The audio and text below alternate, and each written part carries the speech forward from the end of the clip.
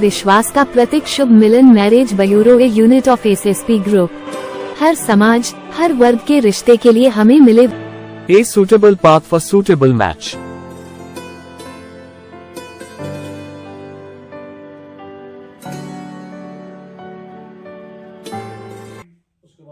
आज शादी विवाह के विषय को लेकर विशेषज्ञ के शर्मा और शुभ मिलन मैरिज ब्यूरो के कोऑर्डिनेटर सुरेश भारद्वाज ने शादी विवाह को लेकर विचार विमर्श किया और इस विषय को वाद विवाद के द्वारा जनता को समझाने का प्रयास किया है। उन्होंने बताया कि रिश्ते जोड़ने से पहले दोनों परिवारों को क्या क्या सावधानियां बरतनी चाहिए, जिससे कि विवाह के बंधन के बाद रिश्ते में दरार न पैदा हो। तो आइए अब देखते हैं इस गंभीर वार्तालाप को।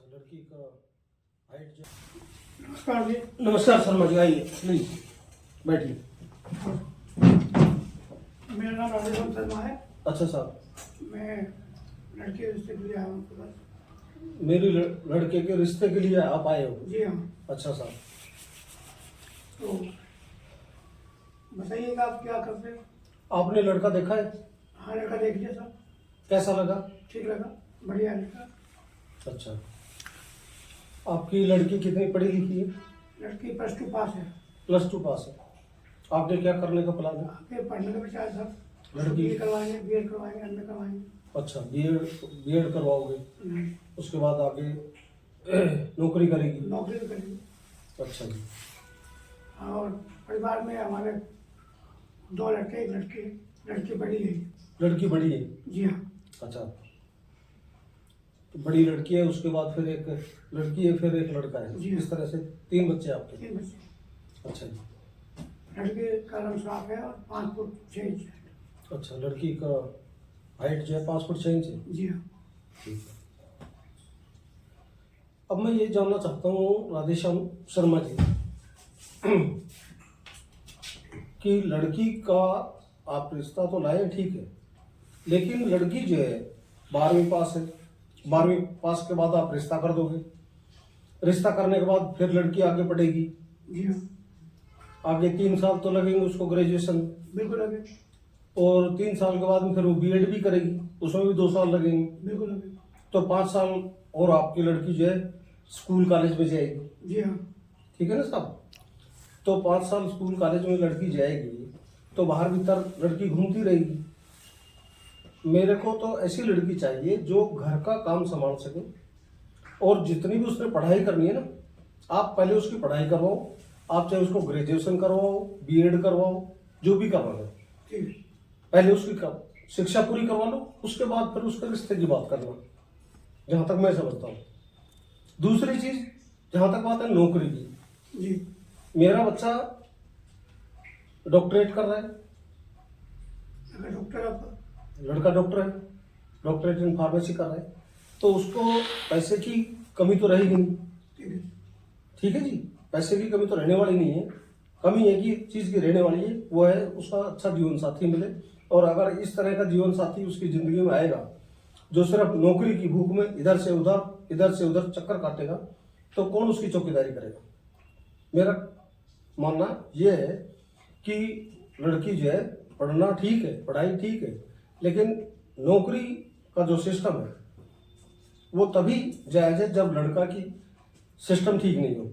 अगर लड़का कमा नहीं रहा हो, लड़का घर पे बैठा हो, बेरोजगार हो, उसमें पैसे कमाने की क्षमता नहीं हो, तब तो लड़की थैला उठा के बाहर जाए तो अच्छा लगता है। लेकिन अगर लड़का अच्छा खासा कमाए, अपना घर गृहस्थी को चलाए, तो उसमें क्या जरूरत है लड़की को दर दर की ठोकरें खाने की? तो आपका क्या विचार है? मेरे विचार से कुछ सहमत हो? नहीं, आपकी बात से सहमत है, लेकिन बच्ची आज के समय में पढ़ी की जरूरी है साहब, पढ़ाना जरूरी है। बिना पढ़े हुए बच्चे अपने पैरों पर कैसे खड़े? अपने पैरों पे खड़े होने की जरूरत कहाँ आ गई राधेश्याम जी? जब लड़का पैरों पे खड़ा है तो लड़की को पैरों पे खड़ा होने की जरूरत कहाँ पड़ेगी? लड़की को तो पैरों पे खड़ा होना तब पड़ेगा जब लड़के की स्थिति खराब हो जाए। तो साहब आपकी मर्जी है, आप आगे उनको नौकरी करवाओ या ना करवाओ, मेरा कहना मसला है, बच्चों को पढ़ाना जरूरी है। पढ़ना जरूरी है, मैं सहमत हूँ आपसे। पढ़ाना जरूरी है, मैं सहमत हूँ आपसे, लेकिन जो नौकरी की जो इच्छा है वो तो सरेआम गलत है। क्यों गलत है? वो इसलिए गलत है, अगर लड़का और लड़की दोनों ही नौकरी के ऊपर भागम भाग रहेंगे तो सिर्फ पैसे के लिए भाग रहे हैं, एक दूसरे को लिए थोड़ी भाग रहे हैं।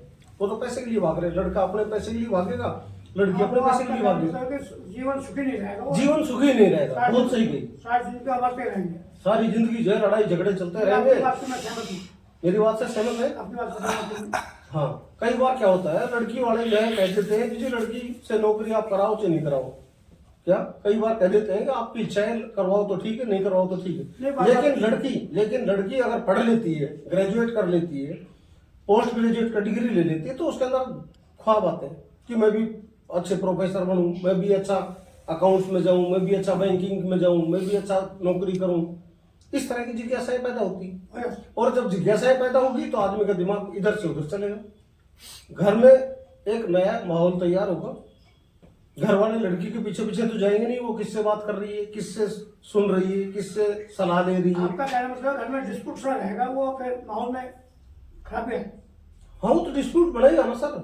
नहीं, हम तो बच्चों को पढ़ाएंगे, बाकी नौकरी आप कराओ ना कराओ। क्योंकि संस्कार सबसे बड़ी चीज है। अब आपने बच्चे को कैसा संस्कार दे रखे है वो तो आप जानो। नहीं, संस्कार बच्चों में बढ़िया है और पढ़ी भी है, और आपके अपनी मम्मी साहब ने कभी कभी रसोई में भी साथ दे देती है खाना बनाने में। बाकी उसको इतना खाना भी बनाना आसान नहीं है, बाकी घरेलू चीज सही।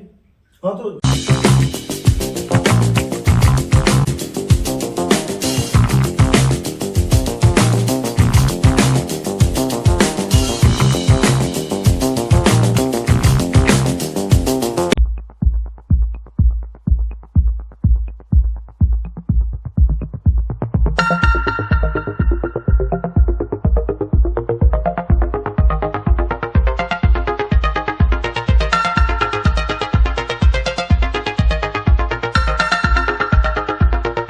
विश्वास का प्रतीक Shubh Milan marriage bureau a unit of SSP group. हर समाज, हर वर्ग के रिश्ते के लिए हमें मिले A suitable path for suitable match.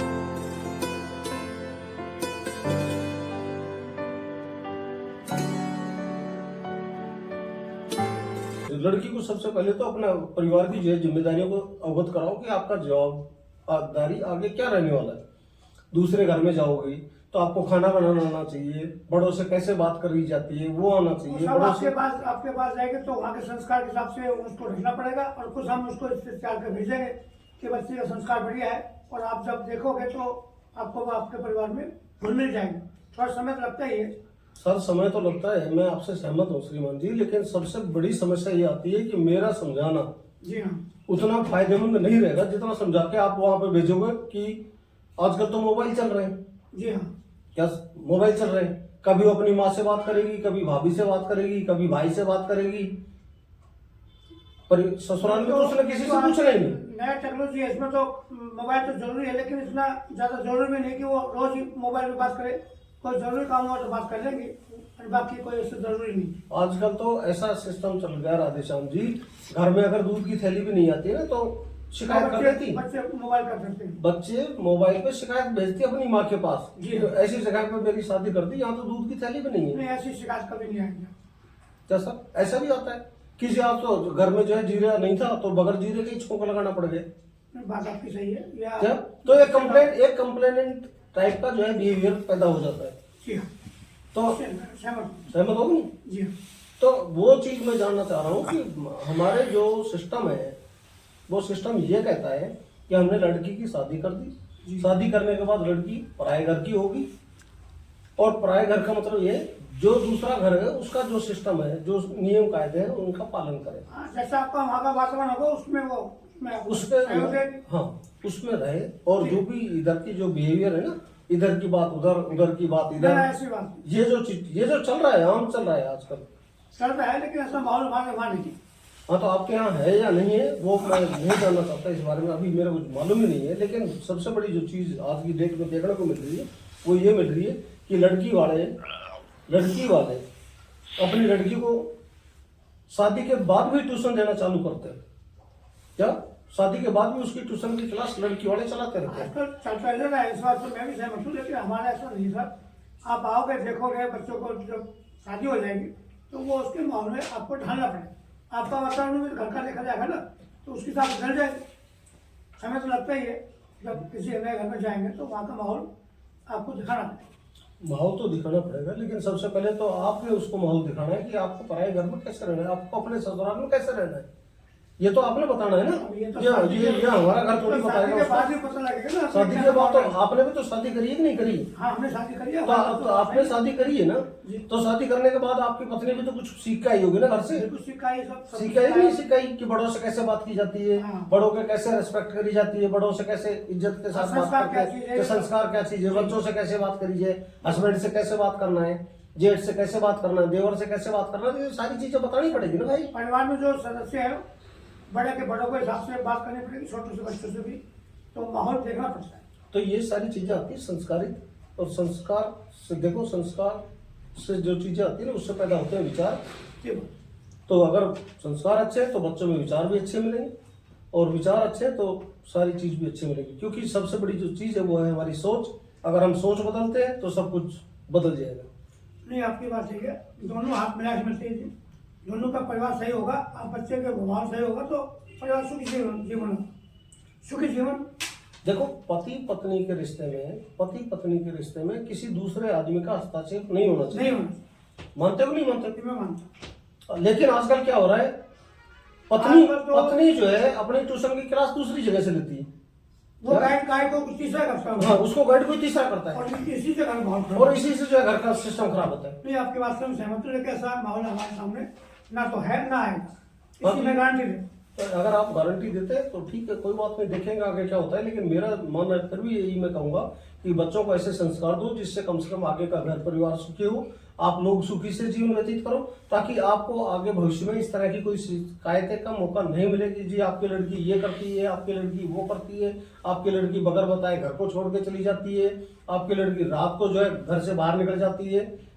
ये सारी चीजें नहीं सुनने को मिले आपको। ठीक है, देखते हैं बाकी। राधेश्याम जी, आप आए, आपका स्वागत है, बहुत बहुत धन्यवाद। जय श्री श्याम।